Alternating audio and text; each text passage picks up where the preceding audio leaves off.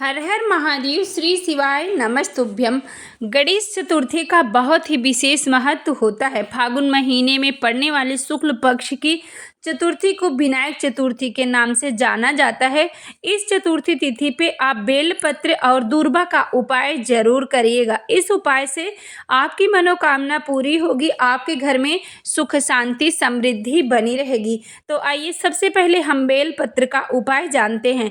पूजनीय पंडित जी कहते हैं, जिस व्यक्ति का भाग्य बहुत ज़्यादा खराब हो, उसका भाग्य ही काम नहीं कर रहा हो, ऐसा आपको लगता है कि हम कोई भी कार्य करते हैं, मेरा कार्य होता ही नहीं है, मेरा भाग्य बदलने का नाम नहीं ले रहा है, हम बहुत परेशान हो चुके हैं, थक चुके हैं, बहुत उपाय भी कर लिए, तो जब भी आप महादेव की शिवलिंग पे बेलपत्र समर्पित करिएगा, तो बेलपत्र समर्पित करने से पहले आप बेलपत्र पे यह दो चीज लगा के यदि महादेव की शिवलिंग पे चढ़ाना प्रारंभ कर देते हैं, तो मात्र 1 हफ्ते आप लगातार करके देखिएगा, आपके कार्यों में आपको धीरे धीरे तरक्की होना प्रारंभ हो जाएगा। तो किस तरह से आप इस उपाय को करेंगे? तो सर्वप्रथम आप देवोधिदेव महादेव की शिवलिंग पे जिस तरह से पूजन करते हैं, जैसा कि हम आपको रोजाना बताते हैं, उस तरह से आप पूजन करें।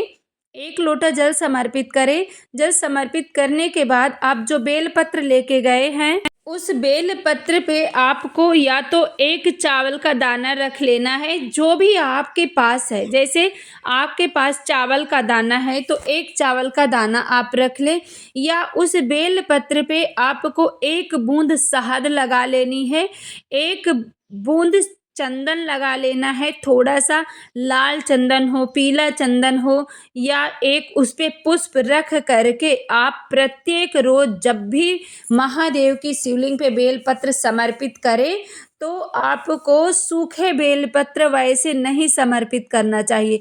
अपना मध्यस्थ जोड़ के जो बीच की मध्य की पत्ती की जो डंडी होती है, उस डंडी को आप अपने अंगूठे से, और उसके बाद जो आपकी लास्ट की उंगली होती है उसके बगल की तर्जनी उंगली से पकड़ करके आप देवाधिदेव महादेव के सीधे हाथ से ही आपको पकड़ना है। महादेव की शिवलिंग पे आप चढ़ाना प्रारंभ करें। पूजनीय पंडित जी कहते हैं, यह एक ऐसा उपाय है बेलपत्र चढ़ाने का। वैसे तो बहुत से लोग हैं बेलपत्र चढ़ाते हैं, लेकिन बेलपत्र चढ़ाने का कोई तरीका नहीं होता है। जाते हैं शिवलिंग पे डायरेक्ट बेलपत्र चढ़ाएं, 1 लोटा चढ़ाएं, वहां से चल दिए। यदि आपको भी कोई भोजन दे और भोजन में कुछ ऐसी वस्तुएं जो खाने में प्रयोग की जाती हैं वो ना रखे, मात्र आपको सिंपल सा भोजन दे दे, तो आपको भी देखने में अच्छा नहीं लगता है। उसी तरह से जब हमारी सजी हुई थाली आती है, या हमारा वस्त्र हो, या कोई हमारा कमरा हो, जब सजा हुआ होता है तभी हमें पसंद आता है। उसी तरह से जब हम महादेव के ऊपर कुछ भी समर्पित कर रहे हैं, उसी तरह से श्रृंगार करके सजा धजा के जब हम महादेव को समर्पित करते हैं, तो महादेव उसे स्वीकार करते हैं और उससे प्रसन्न होते हैं कि मेरे भक्त का मन मुझ में लगा हुआ है, वो कितनी श्रद्धा और भक्ति से मुझ में समर्पित हुआ है, मुझे भी इसके कार्यों को पूरा करना चाहिए। तो उसी तरह से भगवान भी प्रसन्न होते हैं और आपके कार्यों को पूरा कर देते हैं। अब चलते हैं दूर्वा के उपाय की तरफ। दूर्वा का उपाय भी बहुत ही अचूक सा है। प्रत्येक गणेश चतुर्थी पे आप व्रत करते हैं या आप व्रत नहीं करते हैं, कोई आवश्यकता नहीं है व्रत की। करते हैं तो बहुत ही अच्छा, नहीं करते हैं तो कोई बात नहीं। आपको दूर्वा लेनी है, और दूर्वा को आप मौली से मत बांधिएगा। 21 दूर्वा आप प्रत्येक रोज, या बुधवार के बुधवार, या चतुर्थी तिथि पे, प्रत्येक चतुर्थी को महादेव की शिवलिंग पे आप चढ़ाना प्रारंभ करें। प्रत्येक चतुर्थी तिथि पे आप दूर्वा लें, और दूर्वा को मौली से ना लपेटते हुए दूर्वा से ही आप बांधें। अपनी कामना करके भगवान शंकर जी के शिवलिंग पे चढ़ाना प्रारंभ करें। कुछ दिनों तक आप लगातार करके देखिएगा, और जो भी उपाय बताते हैं ऐसा नहीं है कि एक बार आप कर दिए फिर उसके बाद छुट्टी।